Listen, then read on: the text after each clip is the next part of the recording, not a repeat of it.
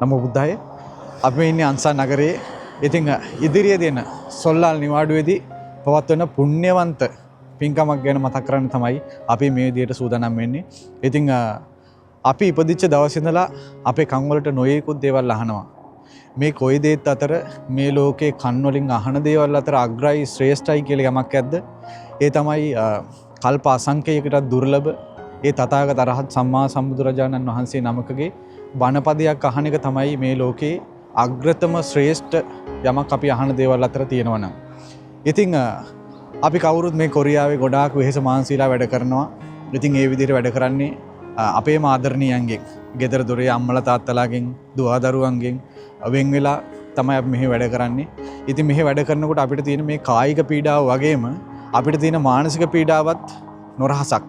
ඉතින් මේ දකුණු කොරියාවේ 30-40000ක ඉන්න අපේ විශාල ශ්‍රී ලාංකික ප්‍රමාණයකට ඉතින් බොහෝ අයට තියෙන ප්‍රශ්නයක් මේක. ඉතින් අපිට කලාතුරකින් මේ විදිහට ඇහෙන ධර්මයෙන් අපේ ජීවිතවලට මේ ඇති වෙන ප්‍රශ්න වලට එදිනදා ජීවිතයේ මුහුණ දෙනකොට අපේ මේ ධර්මයෙන් පිට පිළිසරණ ලං කර ගන්න පුළුවන් නම් ඒක කොයිතරම් ලාභයක්ද? අපි දන්නවා මේ කාලේ ලංකාවේ ඊ타ත්ම සොඳුරුව මේ අහිංසක මිනිසුන්ගේ ජීවිතවලට මේ සොඳුරු ධර්මය, මේ ප්‍රණීත ධර්මය, ධර්මයෙන් පිට පිළිසරණ ලං කරන යතිවරයන් වහන්සේ නමක් තමයි අවසරයි පූජ්‍ය වැලිමඩ සද්ධාශීල ස්වාමීන් වහන්සේ කියලා කියන්නේ. ඉතින් වන්න පින්වත් ස්වාමීන් වහන්සේ සොල්නාල් නිවාඩුවට දකුණු කොරියාවට වැඩම කරනවා. ඉතින් දකුණු කොරියාවේ ඉන්න අපේම සියලුම ශ්‍රී ලාංකිකයන්ට මේ ධර්මයේ පිහිට පිළිසරණ ජීවිතවලට ලං කරන්න අපේ මහමෙවුන අසුපාසි පින්වත් ස්වාමීන් වහන්සේලාත් ඒ ශ්‍රාවක දරුවෝ පිරිසත් එක්ක එකතු වෙලා සියලු කටයුතු මේ වෙනකොට සූදානම් කළාමාරයි. ඉතින් පෙබරවාරි මාසයේ 16 වෙනිදා අන්සාන් නගරයේදී ඔන්න පළවෙනි වැඩසටහන, පළවෙනි සදහම් වර්ෂා දහම් වැඩසටහන ආරම්භ කරනවා. ඉතින් අපි දකුණු කොරියාව පුරාම විසිරී පැතිරී ඉන්න අපේ ශ්‍රී ලාංකිකයන්ට ආරාධනා කරනවා. සොල්නාල් නිවාඩුව ආරම්භ කරන්න. ඉතින් මේ 2026 ආරම්භ වෙලා වැඩි දවසක් නැහැ.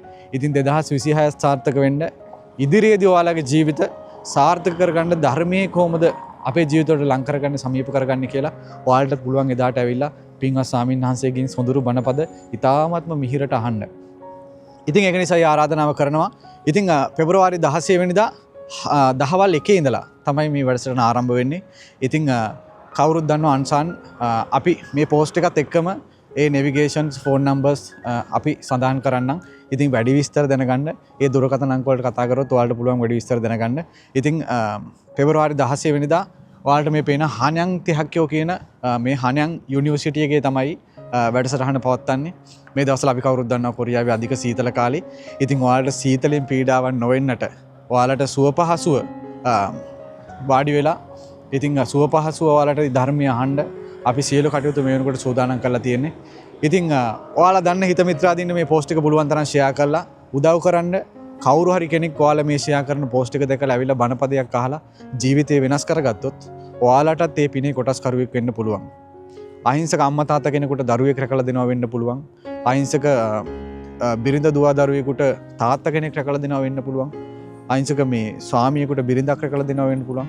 ඉතින් මේ පුණ්‍යවන්ත අවස්ථාවට ඔයාලා දන්න හැමෝම සම්බන්ධ කරන්න.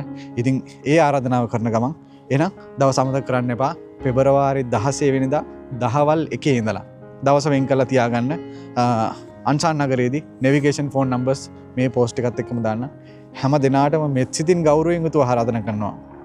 සොඳුරු බණපද අහන්නට ඒ හෝරා කිහිපය ජීවිතයට වෙන් කරගන්න කියලා ආරාධනාව කරන ගමන් අපි සමු ගන්න හැම දිනාටම තෙරුවන් සරණයි. නමෝ බුද්ධාය.